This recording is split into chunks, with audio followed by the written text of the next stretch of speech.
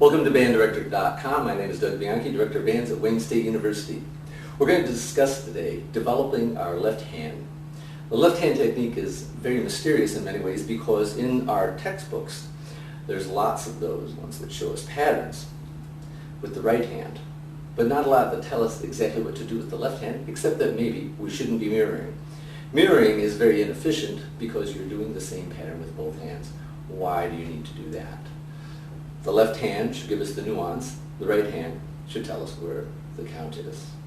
So there must be a way where we can develop this left hand without just bumping into the dark and coming up with something willy-nilly. I suggest we use a technique called perpendicular mirroring.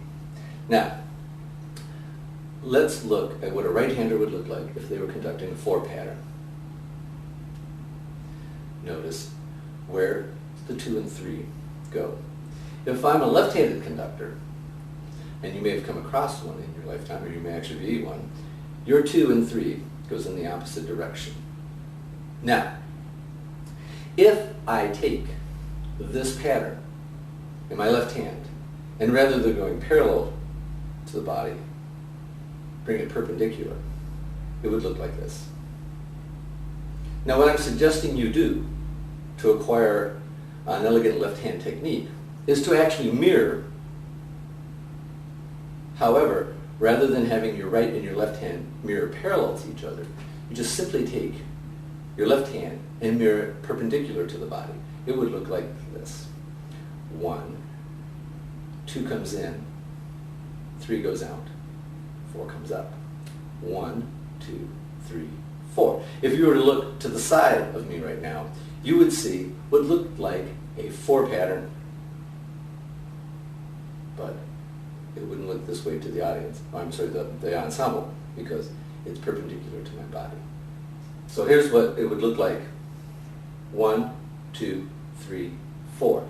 This is a 4 pattern being mirrored with the left hand.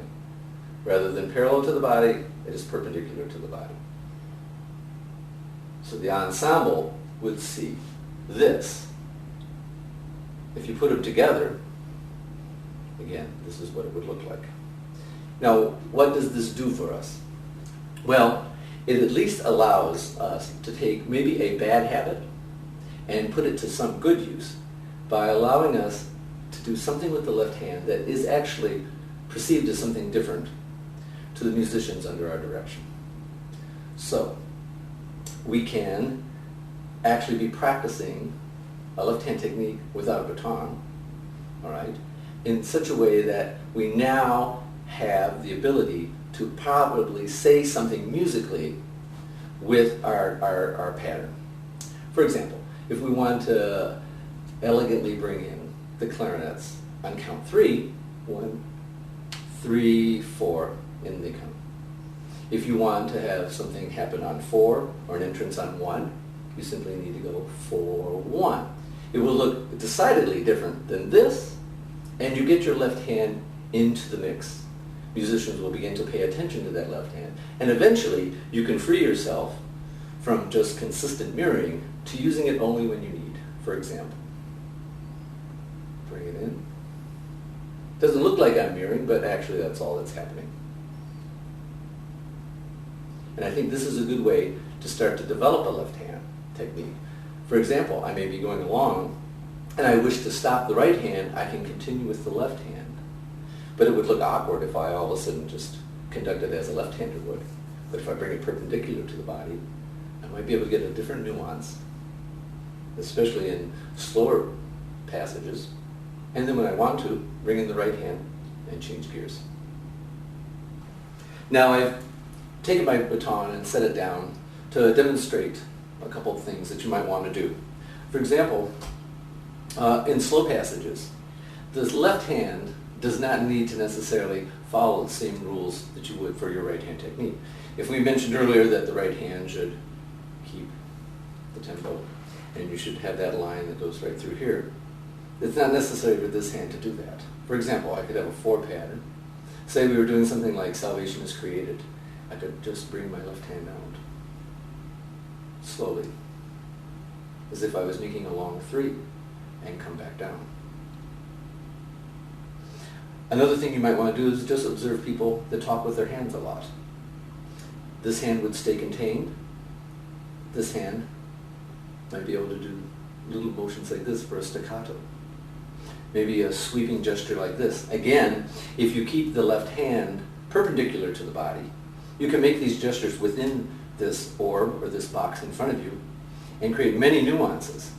But in an end, they almost will be like a pattern if we were to look again from the side.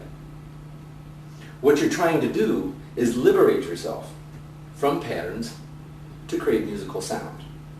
Let me see if I can give you some examples here where you might try in your own band. And I would take, for example, a march. If your band is playing a march well enough, there's no real need to keep the right hand going. Let the right hand relax a little bit, and let the left hand give the staccatos, give the punches, bring back the dynamics, and see if that will help you get this hand away from obeying this hand. Then go back to your march, put the baton in your hand, and then see if the left hand still has the same for you. Whenever you feel that your left hand is doing what your right hand is doing, stop using your right hand. Let your left hand take over until that point where you feel you can use both sides of the brain, both sides of your body equally.